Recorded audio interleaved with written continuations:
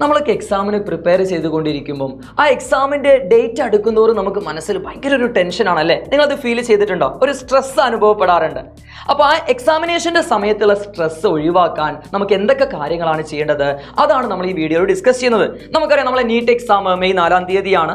കഴിഞ്ഞ ജനുവരി മാസത്തിലെ നിങ്ങൾ ടോപ്പിക്സ് ഒക്കെ നിങ്ങൾ പഠിച്ചു വെച്ചിട്ടുണ്ട് അല്ലെ? നിങ്ങൾ റിവിഷൻ നിങ്ങൾ സ്റ്റാർട്ട് ചെയ്തിട്ടുണ്ടാവാം. Model exams, mock test series നിങ്ങൾ സ്റ്റാർട്ട് ചെയ്തിട്ടുണ്ടാവും. പക്ഷെ ആ എക്സാമിനേഷൻ ഹാളിൽ വരെ നിങ്ങൾ പഠിച്ച കാര്യം നിങ്ങൾക്ക് അവിടെ അപ്ലൈ ചെയ്യാൻ പറ്റുന്നില്ല. പക്ഷെ ആ എക്സാമിനേഷൻ ഹാളിൽ നിന്ന് പുറത്തിറങ്ങി കഴിഞ്ഞാൽ എൻ്റെ മക്കൾക്ക് അത് അപ്ലൈ ചെയ്യാൻ പറ്റുന്നുണ്ട്. സോ ഇങ്ങനെയുള്ള കാര്യങ്ങൾക്കുള്ള പരിഹാര മാർഗം എന്താണ്? എൻ്റെ മക്കള് 3 കാര്യങ്ങൾ ശ്രദ്ധിച്ചാൽ മതി. ഒന്നാമത്തെ കാര്യം, നിങ്ങൾ കോൺഫിഡൻ്റ് ആയിട്ട് ഇരിക്കുക എന്നുള്ളതാണ്. ഈ സ്ട്രെസ്സിനെ, ഈ ടെൻഷനെ മറികടക്കാനുള്ള ഒന്നാമത്തെ മാർഗമാണ് അല്ലെ? അതിൽ തന്നെ സെൽഫ് കോൺഫിഡൻ്റ് ആയിട്ട് ഇരിക്കുക എന്നുള്ളത്.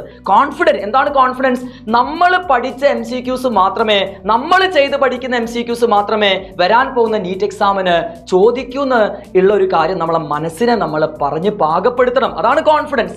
രണ്ടാമത്തെ കാര്യം നിങ്ങൾ ശ്രദ്ധിക്കേണ്ടത് പോസിറ്റീവ് തിങ്കിങ് ആണ് അല്ലെ? ഈ ഒരു സമയത്ത് കമ്പാരിസണും കാര്യങ്ങളും ഒന്നും വേണ്ട. നമ്മളെ സുഹൃത്തുക്കളും കാര്യങ്ങളൊക്കെ മറ്റ് സെന്റേഴ്സിൽ പഠിക്കുന്നുണ്ടാവും, അവരെ സിസ്റ്റം ഫോളോ ചെയ്യുന്നുണ്ടാവും. സോ നമ്മൾ എന്താണ് പഠിച്ചത്, നമ്മൾ ഓരോ എക്സാം എഴുതുമ്പോഴും ഏതൊക്കെയാണ് നമ്മൾ തെറ്റ് വരുത്തുന്നത്, അത് വേണം നിങ്ങൾ ശരിയാക്കിയിട്ട് നിങ്ങൾ പഠിച്ചെടുക്കാൻ അല്ലേ? എക്സാമിനേഷൻ, മോഡൽ എക്സാംസ് ഒക്കെ എഴുതുന്ന സമയത്ത് ഈ റിവിഷൻ ടെസ്റ്റ് സീരീസ് നിങ്ങൾക്ക് നെഗറ്റീവ്സ് ഉണ്ടാവാം.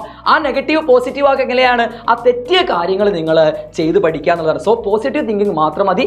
നിങ്ങളെ മനസ്സിന് വിഷമം വരുത്തുന്ന എന്തെങ്കിലും കാര്യങ്ങൾ ആരെങ്കിലും അല്ലെ വായിൽ നിന്ന് നിങ്ങൾ കേൾക്കുകയോ അല്ലെ നിങ്ങൾക്ക് ഇഷ്ടപ്പെടാത്ത എന്തെങ്കിലും സംഭവം കാണുകയോ ചെയ്താൽ നിങ്ങൾ അത് ഉള്ളിലേക്ക് എടുക്കേണ്ട ആവശ്യമില്ല. So always be positive. ഇത് നമുക്ക് സ്ട്രെസ് ഓവർകം ചെയ്യാനുള്ള ഒരു പരിഹാര മാർഗം തന്നെയാണ്. അതുപോലെ മൂന്നാമത്തെ കാര്യം എൻ്റെ മക്കൾ ശ്രദ്ധിക്കേണ്ടത് എക്സാമിനേഷൻ ഹാളിലാണ്. നിങ്ങൾക്ക് ചോദ്യപേപ്പർ കിട്ടുന്നതിന് തൊട്ട് മുന്നേ ആയിട്ട് നിങ്ങൾ ബ്രീത്തിങ് ടെക്നിക്ക് ഫോളോ ചെയ്യുക. നമ്മളെ സ്റ്റഡീസ് ഒക്കെ പ്രൂവ് ചെയ്തിട്ടുള്ള ഒരു മെത്തേഡ് തന്നെയാണ്. നിങ്ങൾക്ക് അറിയുന്ന ടെക്നിക്കാണ് അല്ലേ? ജസ്റ്റ് ഒന്ന് ബ്രീത്ത് ഇൻ ചെയ്യുക, എന്നിട്ട് അവിടെ ഹോൾഡ് ചെയ്ത് വെക്കുക, എന്നിട്ട് അല്പസമയം കഴിഞ്ഞിട്ട് ബ്രീത്ത് ഔട്ട് ചെയ്യുക. ഈ ഒരു ടെക്നിക്ക് നമ്മൾ ഓരോ എക്സാം, ഏതൊരു എക്സാം, നിങ്ങൾ കോമ്പറ്റേറ്റീവ് എക്സാം, മെയിൻ എക്സാം മാത്രമല്ല മോഡൽ എക്സാം ആയിക്കോട്ടെ, റിവിഷൻ ടെസ്റ്റ് സീരീസ് ആയിക്കോട്ടെ, ആ എക്സാം ഒക്കെ എഴുതുമ്പോൾ നിങ്ങൾ ഈ ഒരു ടെക്നിക്ക് ഫോളോ ചെയ്ത് കഴിഞ്ഞാൽ നിങ്ങൾ ബ്രെയിൻ്റെ സ്റ്റിമുലേഷൻ അല്ലെങ്കിൽ ബ്രെയിൻ്റെ ആക്ടിവിറ്റി വർദ്ധിപ്പിക്കാൻ പറ്റുന്നുള്ള കാര്യങ്ങളൊക്കെ നമ്മൾ സ്റ്റഡീസ് കാര്യങ്ങളൊക്കെ പ്രൂവ് ചെയ്തിട്ടുള്ളതാണ്. സോ ഈ 3 മെത്തേഡ് നിങ്ങൾ ആ ഒരു എക്സാമിനേഷന് മുന്നേ ആയിട്ട് നിങ്ങൾ ഫോളോ ചെയ്യുകയാണെങ്കിൽ നിങ്ങൾ ആ എക്സാം റിലേറ്റഡ് സ്ട്രെസ്സും കാര്യങ്ങളൊക്കെ എൻ്റെ മക്കൾക്ക് കുറയ്ക്കാൻ പറ്റും. ഓക്കെ, സോ നമുക്ക് മറ്റൊരു വീഡിയോയുമായിട്ട് കാണാം.